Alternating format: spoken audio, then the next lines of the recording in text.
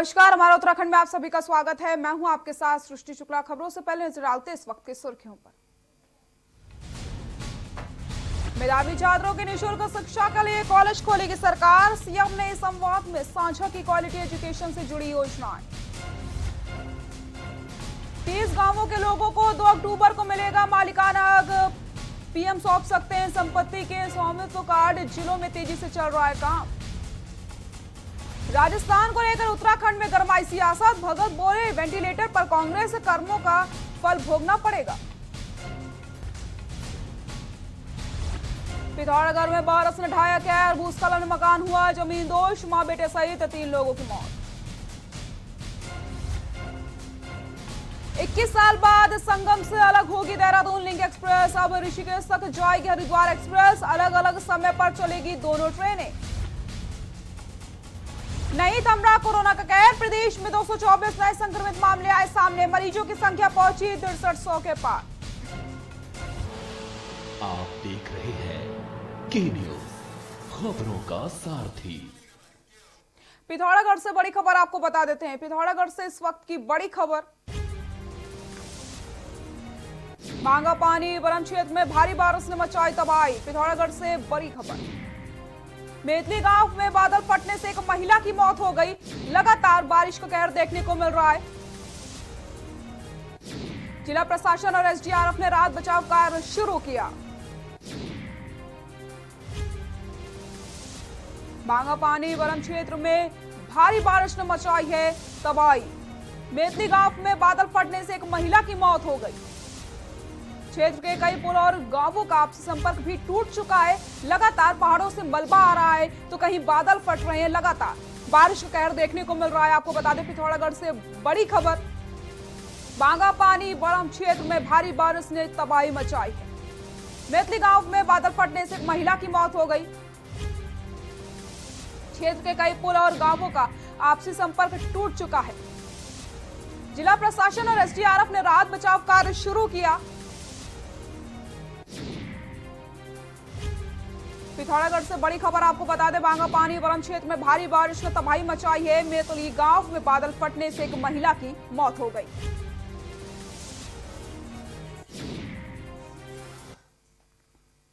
उत्तराखंड में 2 अक्टूबर को करीब 30 ग्राम पंचायतों में रह रहे लोगों को प्रधानमंत्री स्वामित्व कार्ड उपलब्ध करा सकते हैं। राजस्व और पंचायत विभाग के साथ ही सर्वे ऑफिस और सीधे आपको अयोध्या लेकर के चलते हैं।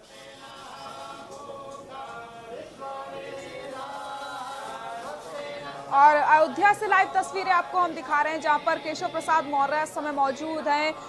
राम मंदिर भूमि पूजन की तैयारियों का जायजा लेने वो गए थे और अयोध्या से सबसे पहले ये तस्वीरें आपको हम दिखा रहे हैं। लाइव तस्वीरें अयोध्या से आप देख सकते हैं। केशव प्रसाद मौर्य पहुंचे हैं।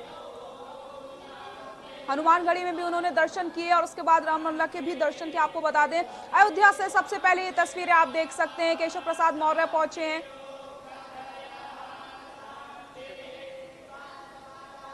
अयोध्या से लाइव तस्वीरें आपको हम दिखा रहे हैं जहां पर केशव प्रसाद मौर्य पहुंचे हैं। तैयारियों का जायजा लेने के लिए वो पहुंचे हैं। उनके साथ तमाम साथी भी मौजूद हैं। अयोध्या से deputy CM Keshav Prasad Maurya live तस्वीरें। सबसे पहले के न्यूज इंडिया पर आप ये तस्वीरें देख सकते हैं। डिप्टी सीएम केशव प्रसाद मौर्य आज श्री हनुमान जी महाराज भगवान श्री रामलला जी का दर्शन करने के बाद श्री राम जन्मभूमि तीर्थ क्षेत्र जो ट्रस्ट है उसके पूज्य अध्यक्ष पूज्य महाराज जी नृत्यपाल दास जी महाराज के श्री चरणों में प्रणाम किया हूं।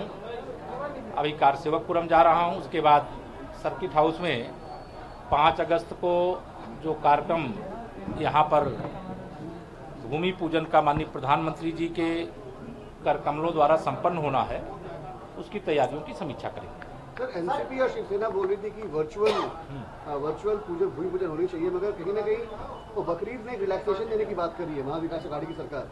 कैसे देखते हैं मौर्य जी? देखिए, रामलला की जन्मभूमि पर भव्य मंदिर का निर्माण होने जा रहा है और भूमि पूजन का कार्यक्रम 5 अगस्त को है और सभी लोगों को जय श्री राम।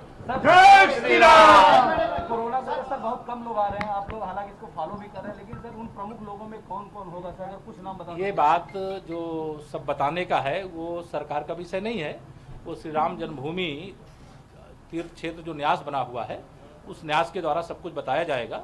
हम मंदिर निर्माण की दृष्टि से, भूमि पूजन की दृष्टि से सरकार के नाते कोई सूचना नहीं दे सकते। हम लोग उसमें न्यास के माध्यम से, ट्रस्ट के माध्यम से बुलाने पे प्रधानमंत्री जी सहित जो लोगों को आमंत्रित किया होगा वो शामिल होंगे, लेकिन जो विषय ट्रस्ट का है वो ट्रस्ट से पूछना चाहिए। हम लोग अयोध्या जी को, अयोध्या नाथ जी की कृपा छाया में अच्छा से अच्छा बनाने का प्रयास कर रहे हैं। सर, सरकार उत्तर प्रदेश सरकार के यहाँ पे और अब राम मंदिर निर्माण होने जा रहा है, क्या लगता है कि कितने लोग, अपने सरकार के लोग इस पूरे कार्यक्रम में शामिल हैं? वो तो आपको आगे आगे देखिए होता है क्या। कितने लोग शामिल होंगे? वो मैंने कहा कि जो काम ट्रस्ट का है वो आप सरकार से क्यों पूछ रहे सर हैं। लगातार आप समीक्षा कर रहे हैं, लगातार आप अयोध्या आते रहे हैं, अब जबकि राम मंदिर का काम शुरू होने वाला है, बहुत जल्द इस पे काम होगा, दुनिया की निगाहें इस पे, सब लोग आ रहे हैं, किस तरह की अयोध्या होगी, आगे क्या प्लानिंग है, ये तो आप। देखिए, एक राम भक्त के नाते जितनी खुशी से मैं झूम रहा हूँ उतना बाहर दिखा नहीं सकता, और मैं समझता हूँ मेरे जैसे जो कोटि कोटि राम भक्त हैं वह सब इसी प्रकार से प्रसन्नता से इस समय आह्लादित हैं कि रामलला की जन्मभूमि पर जो 500 साल की लड़ाई थी वह 500 साल की लड़ाई पर देश की सर्वोच्च अदालत का फैसला आ गया है, और अब वह शुभ घड़ी आने जा रही है जिसके लिए हमारे विरोधी कहा करते थे कि रामलला हम आएंगे, मंदिर वहीं बनाएंगे और तारीख नहीं बताएंगे, तो उनको तारीख तो 5 अगस्त की मालूम हो गई है, इसलिए शायद अब भविष्य में वो सवाल नहीं करेंगे। यद्यपि वर्तमान में भी वह हाई कोर्ट के माध्यम से बाधा डालने का प्रयास श्री एक राहुल गांधी जी के दोस्त ने किया था, लेकिन अदालत का जो संदेश आया है उससे ये है कि जो भी कार्यक्रम है अब ट्रस्ट को करना है और ट्रस्ट कर रहा है। परियोजना पे आगे भविष्य की अयोध्या कैसी होगी सर, बहुत उसकी रिलीज जारी करेंगे। कितने की होगी सर, थोड़ा सा? तो अयोध्या से केशव प्रसाद मौर्य का आपने सुना, उन्होंने खुशी जाहिर करते हुए कहा है कि वो बेहद खुश हैं और रामलला के उन्होंने दर्शन किए, इसके बाद वो सर्किट हाउस जाकर के मीटिंग भी लेंगे, क्या कुछ तैयारियां हैं उसको लेकर के वो जायजा लेंगे। लगातार तैयारियों का जायजा ले रहे हैं मुख्यमंत्री योगी आदित्यनाथ भी, और उन्होंने इससे पहले वहां पर दौरा किया था, तैयारियों का जायजा लिया था, और आज केशव प्रसाद मौर्य पहुंच चुके हैं। 5 अगस्त को भूमि पूजन होना है, इसकी तैयारियों का जायजा लेने के लिए वो पहुंच चुके हैं। वो साधु संतों के साथ भी बातचीत करेंगे, चर्चा करेंगे और उसके बाद सर्किट हाउस में मीटिंग करेंगे।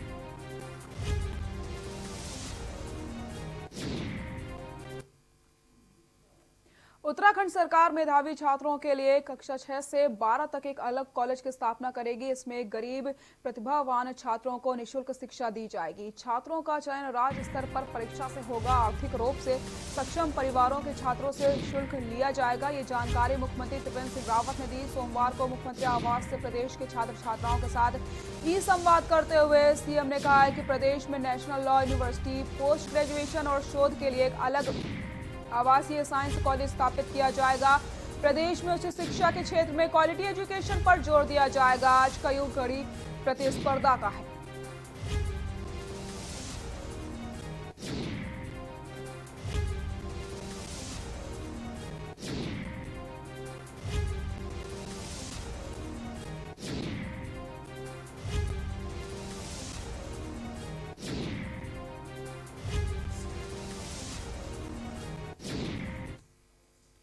उत्तराखंड में इस मानसून में सबसे ज्यादा नुकसान कुमाऊं क्षेत्र के पिथौरागढ़ में हो रहा है। अभी 3 दिन पहले बरसात और भूस्खलन ने कई लोगों को अपनी चपेट में ले लिया था, लिहाजा कल देर रात से हो रही लगातार बारिश के कारण एक बार फिर से पिथौरागढ़, मुंशियारी, बागपानी, मालकोट, जौलजीबी तमाम क्षेत्रों में कुदरत ने तांडव मचाया। लगातार हो रही मूसलाधार बारिश और नदियों के उफान के कारण क्षेत्र में न केवल पुल बहने की खबर सामने आ रही है, बल्कि कई गाँव में लैंडस्लाइड होने की वजह से कई घर जमीन दोष होने पर भी खबरें लगातार सामने आ रही हैं। बताया जा रहा है कि क्षेत्र के लोग अब घर खाली करके सुरक्षित स्थानों पर जा रहे हैं। जौल जीबी मोटर मार्ग पुलिया बहने से राहत बचाव के लिए आ रही प्रशासन की टीम अब बिना हेलीकॉप्टर के प्रभावित क्षेत्रों में नहीं पहुंच सकते। पुलिया बहने से लुमतिम से लेकर के मदकोट तक 100 से अधिक गांवों का जिला मुख्यालय पिथौरागढ़ में संपर्क कट गया है। हालांकि अब यहां साफ नहीं हो पाया है कि इस आपदा में किसी की जान गई है या नहीं।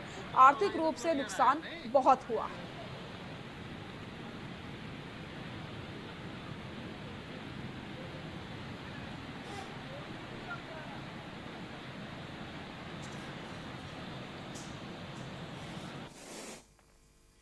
जिले के सीमांत तहसीलों में हो रही भारी बारिश से जिले की नदियां उफान पर आ गई हैं। भारत नेपाल के बीच सीमा बनाने वाली काली नदी का जलस्तर सोमवार को चेतावनी स्तर से ऊपर पहुंच गया। नदी खतरे के निशान से मात्र 0.70 मीटर नीचे बह रही है। ऐसे में नदी किनारे बसी बस्तियों के लोगों को अलर्ट पर रख दिया गया। ये दिखाते हैं आपको कि इस नदी का कितना जलस्तर बढ़ा है।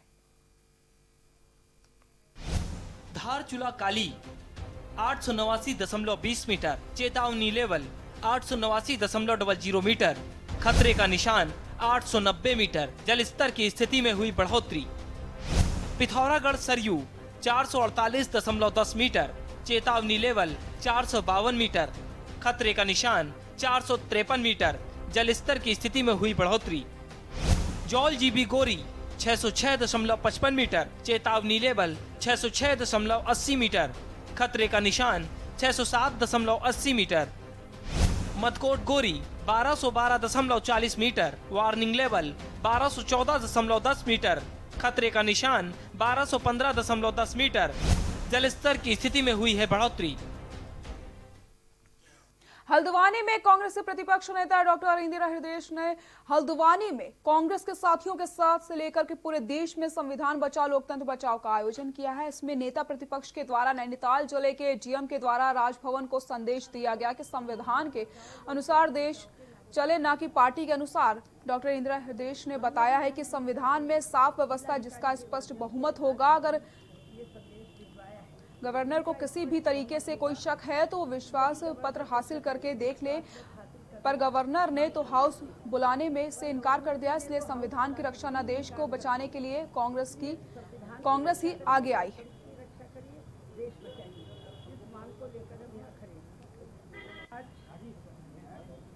पूरे देश में राजभवनों में पूरे देश में राजभवनों में कांग्रेस के साथी अपना विरोध संविधान बचाओ लोकतंत्र बचाओ के नारे के साथ जा रहे हैं। हमने भी यहाँ नैनीताल में जिलाधिकारी के माध्यम से राजभवन में ये संदेश भिजवाया है, जिनका स्पष्ट बहुमत होगा। यदि गवर्नर को शक है तो विश्वास मत हासिल करने का मांग कर सकते हैं, पर गवर्नर जी ने तो हाउस बुलाने से ही इनकार कर दिया। इसलिए संविधान की रक्षा करिए, लोकतंत्र की रक्षा करिए, देश बचाइए। इस मांग को लेकर हम यहाँ खड़े। भवाली समुदाय स्वास्थ्य केंद्र के पूर्व प्रभारी ने जगदीश चंद्र जोशी ने आरोप लगाया है कि उन्हें बिना किसी गलती के 24 जून को एक तरफा कार मुक्त कर दिया गया, जबकि सीनियर डॉक्टर होने के चलते उन्हें सीएचसी प्रभारी और एससीएमओ का चार्ज देना चाहिए था, जिसको लेकर उन्होंने चिकित्सा स्वास्थ्य परिवार कल्याण के निदेशक को पत्र भेजकर अपनी शिकायत दर्ज करवाई है। इस मौके पर उनका कहना है कि उनकी उम्र 57 साल हो गई है, जबकि 55 वर्ष आयु के ऊपर से कर्मियों की कोविड में ड्यूटी नहीं लगाई जाती। कार मुक्त करने की शिकायत के बाद उन्हें कोविड में ड्यूटी लगाई जाने की बात कही गई और प्रशासन से मांग की गई है कि उन्हें भवाली सीएचसी और एससीएमओ का चार्ज दिया जाए।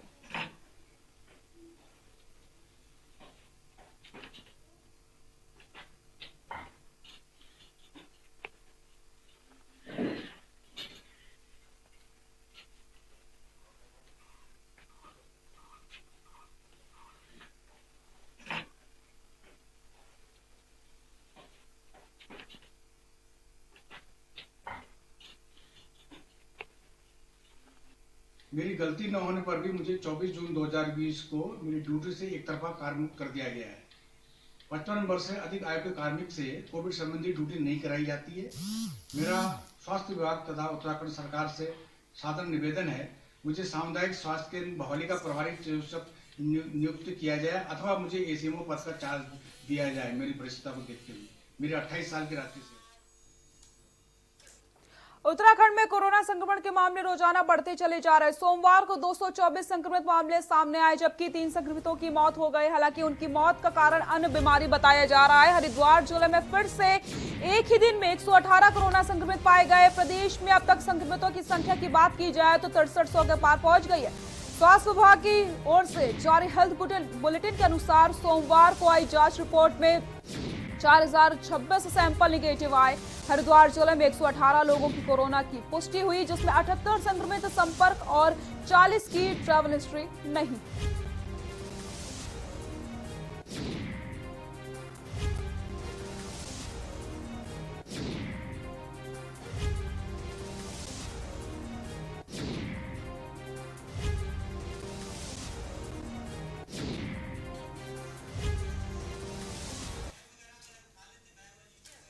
रेलवे द्वारा जारी की जाने वाली समय सारणी में इस बार व्यापक बदलाव देखने को मिलेगा। आपको बता दें, लंबे समय से प्रयागराज से मेरठ सिटी की तरफ जाने वाली संगम एक्सप्रेस में जुड़कर जाने वाली देहरादून लिंक एक्सप्रेस का साथ अब अलग होगा। ये दोनों ही ट्रेनों को अलग अलग समय पर चलाने की तैयारी है। इसके अलावा हरिद्वार जाने वाली हरिद्वार एक्सप्रेस का दायरा अब ऋषिकेश तक बढ़ाया जा रहा है। दरअसल रेलवे द्वारा बीते कई दिनों से जीरो बेस्ड समय सारणी का निर्धारण किया गया था, यानी कि देश भर में चलने वाली सभी ट्रेनों के समय का रेलवे द्वारा पुनः निर्धारण इसके तहत होगा। ऐसे में रेलवे के पास समय की कोरोना काल के बाद जब भी सभी ट्रेनों का संचालन शुरू हो तो वह यात्रियों की सुविधा एवं संबंधित जोनल रेलवे की सहूलियत के हिसाब से हो। सभी जोनल रेलवे अपने जोन में चलने वाली ट्रेनों के समय के लिए संभावित समय के बारे में रेलवे बोर्ड को अवगत करवाए। प्रयागराज मंडल की बात की जाए तो जंक्शन से मेरठ सिटी और देहरादून जाने वाली संगम लिंक एक्सप्रेस को 21 साल के बाद अब अलग करने की तैयारी की जा रही है।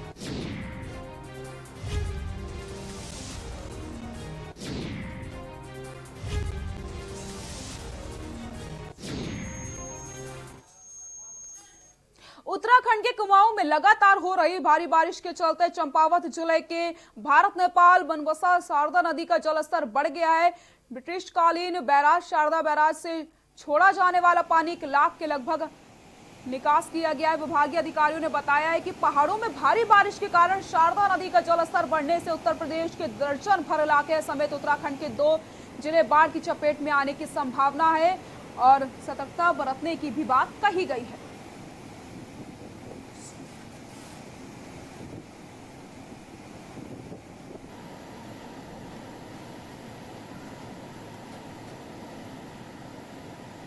लगातार बारिश हो रही है और जब बारिश ज़्यादा होती है तो पानी नीचे ही आएगा। तो अभी बैराज के ऊपर सुबह करीब 11 बजे लगभग 75,000 क्यूसेक पानी था और जिस तरह से बारिश लगातार आ रहा है 1 लाख जल्दी ही हो जाएगा। इसमें हम लोग मॉनिटरिंग ये करते हैं कि हर 3 घंटे में हम सूचना सब जगह प्रसारित करते हैं। एक कंट्रोल रूम हमारा बना हुआ है जहाँ पर एक जेई और अन्य स्टाफ की 24 घंटे ड्यूटी रहती है जो वहाँ पर असम मॉनिटरिंग करते हैं। इसमें 10 जनपद उत्तर प्रदेश के हैं और 2 जनपद उत्तराखंड के हैं जहां इसका पानी जाता है, तो उनको समय पर सूचना दी जाती है। 1 लाख से ऊपर जब पानी हो जाएगा तब यही जो 3 घंटे वाला टेन्योर है वो प्रति घंटे हो जाता है, जिससे हर घंटे हम लगातार सूचना देते हैं कि बाढ़ प्रभावित जो क्षेत्र हैं उनमें लोग अपनी तैयारियां पहले कर लें। यहाँ रुकते हैं एक छोटे से ब्रेक के लिए, जल्द हाजिर होते हैं।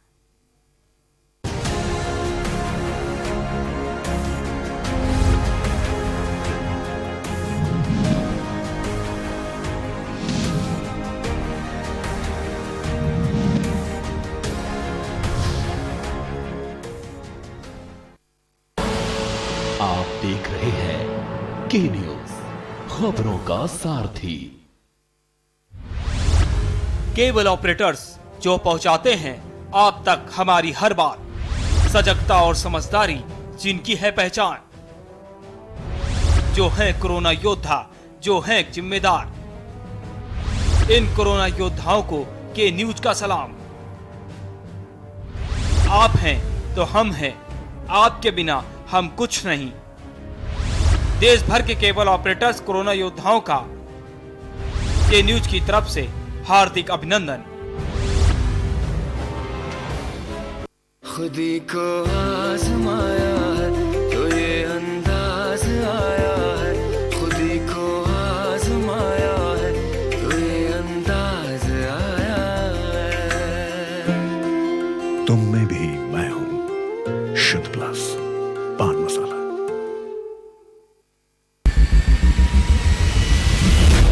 कोरोना संकट के पल पल की अपडेट आप तक पहुंचा रहे हैं 100 कोरोना योद्धा। जुनेद अहमद, संजय विश्वकर्मा, आमिर रजा, मोहित कश्यप, मुकेश कुमार, संदीप शर्मा, संदीप गुप्ता, आलोक मिश्रा, जयकृष्णा, जहीर अहमद, सिद्धार्थ प्रताप सिंह, इल्लार खान, अरुण शर्मा, अजीत गिरी, गोपाल वर्णवाल, सैयद सभी अब्बास, अर्जुन देव वार्ष्णे, अमित कुमार। News India. सबसे बड़ी महामारी, सबसे बड़ी कवरेज। आप देख रहे हैं के न्यूज, खबरों का सारथी।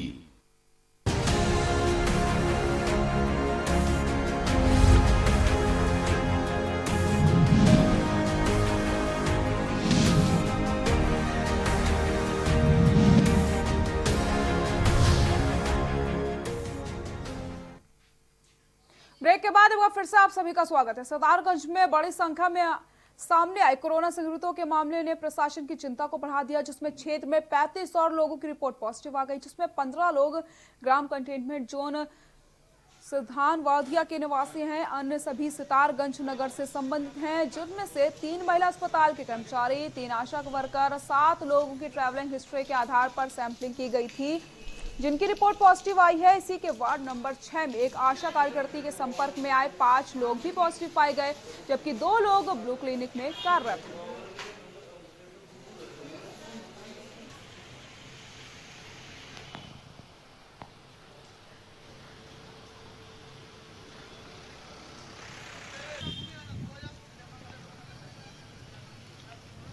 पंद्रह लोग हैं वो सिद्धा नवदिया कंटेनमेंट जोन है हमारी, उसमें पाए गए हैं। और उसमें एक पीडब्ल्यूडी कर्मी जो खटिया में कार्यरत है, उनका सिद्धा नवदिया में निवास था, तो वो पॉजिटिव पाई गई थी। इसके बाद वहाँ कंटेनमेंट जोन बनाई गई थी, जिसमें कि 15 उनके क्लोज कॉन्टैक्ट वाले आए हैं। उसी प्रकार से वार्ड नंबर 6 में जो एक आशा का प्रकरण रहा था, तो उस संबंध में भी उस क्षेत्र में हमको 5 क्लोज कॉन्टैक्ट वाले मिले हैं। रुद्रपुर में पुलिस पर हमले की खबर सामने आई। बताया जा रहा है कि पुलिस द्वारा एक युवक को रोककर उसके खिलाफ कार्रवाई की गई। पास की बस्ती में लोग आक्रोशित हो गए।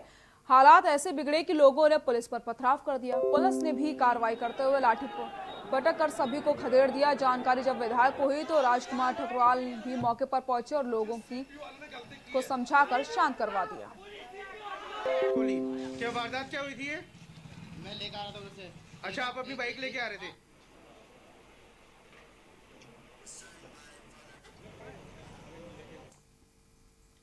राजस्थान में हुए सियासी संकट के बाद देश भर में कांग्रेस भाजपा के खिलाफ प्रदर्शन कर रही है। देहरादून में भी कांग्रेस प्रदेश अध्यक्ष प्रीतम सिंह के नेतृत्व में कांग्रेस कार्यकर्ताओं ने राजभवन कूच किया, जिस पर भाजपा ने पलटवार किया। बता दें कि भाजपा के प्रदेश अध्यक्ष बंशीधर भगत ने कांग्रेस पर पलटवार करते हुए कहा कि जिसका चरित्र जैसा होता है उसका आचरण भी वैसा होता है।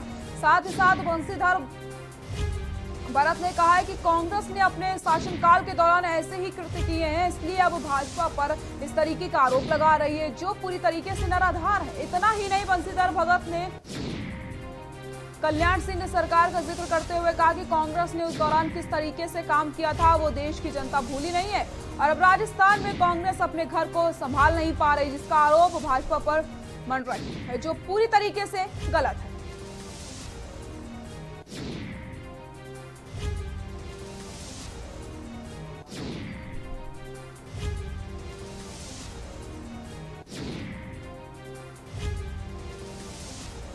को जिस तरीके से प्रताड़ित किया, कल्याण सिंह जी की सरकार को जिस तरीके से गिराया, वो अपने दिन भूल रहे हैं।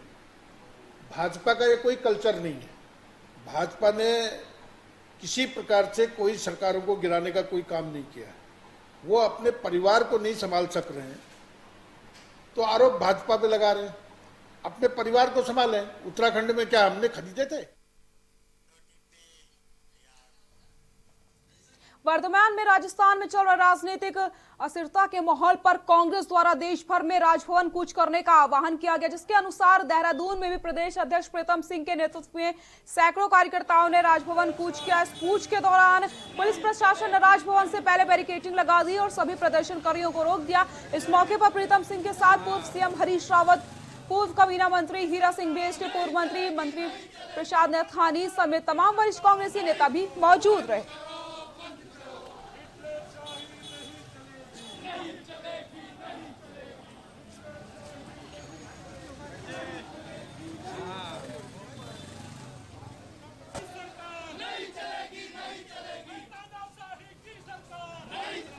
कहना चाहता हूँ कि जिन जिन राज्यों में भारतीय जनता पार्टी को जनता द्वारा जनादेश नहीं दिया गया है और वहाँ पर अन्य दलों की सरकारें हैं, उन सरकारों को गिराने के लिए धनबल के आधार पर केंद्र सरकार के इशारे पर भाजपा काम कर रही है।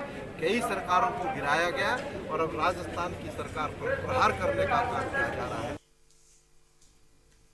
नैनीताल में कोविड-19 के चलते उत्तराखंड में चल रहे 2 दिन के संपूर्ण लॉकडाउन के विरोध में व्यापार मंडल ने प्रदर्शन किया। प्रदर्शन में व्यापारियों ने सरकार के खिलाफ नारेबाजी की। व्यापार मंडल अध्यक्ष किशन सिंह नेगी की अध्यक्षता में व्यापारियों ने सरकार की नीति पर सवाल उठाते हुए कहा कि सरकार ने शराब की दुकानों को तो खोल दिया, लेकिन दैनिक उपयोग के सामानों की दुकान को बंद रखा है, जिससे लोगों को काफी दिक्कतों का सामना करना पड़ रहा है।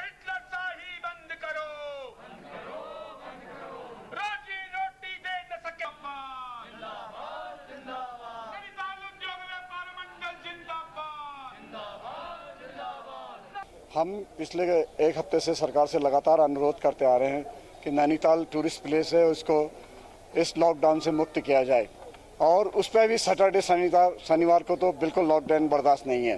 एक तरफ सरकार अपनी रेवेन्यू के लिए शराब को खोल रही है, दूसरी तरफ व्यापारियों के गले में फंदा डाल रही है, जो बिल्कुल कतई बर्दाश्त नहीं है। और इस हफ्ते तो हमने लगातार अपना बहुत पेशेंस रखा हुआ है और आने वाले समय में हम लॉकडाउन का पूर्ण बहिष्कार करेंगे, ये सरकार को हम अभी से चेता दे रहे हैं। सूबे में एक बार फिर से बरसात अपना तांडव दिखा रही है, जिसके चलते जहां एक तरफ नदियां उफान पर हैं, तो वहीं पहाड़ी मार्ग मलबा आने के कारण बाधित हो गया, जिसका असर विकासनगर अंतर्गत जौनसार बांवर के लाइफलाइन कहे जाने वाले विकासनगर चक्राता मुख्य मोटर मार्ग पर भी देखने को मिला, जहां पिछले कई दिनों से रुक रुक कर हो रही बरसात के कारण स्थानीय लोगों को परेशानियों का सामना करना पड़ रहा है। वहीं देर रात हुई मूसलाधार बारिश से इस मोटर मार्ग पर साहिया के करीब झचरेट में मलबा आने से मार्ग बाधित हो गया, जिससे आवाजाही कर रहे वाहन व राहगीर भी फंस गए। इसके चलते पीडब्ल्यूडी द्वारा करीब 11 घंटे बाद जेसीबी मशीन की मदद से मलबे को हटवाया गया और यातायात सुचारू किया गया, जिसके चलते स्थानीय लोगों को कहना है कि झचरेट का जो क्षेत्र बरसात के मौसम में हर साल स्थानीय लोगों के साथ कष्टकारों को भी दिक्कतों का सामना करना पड़ता है।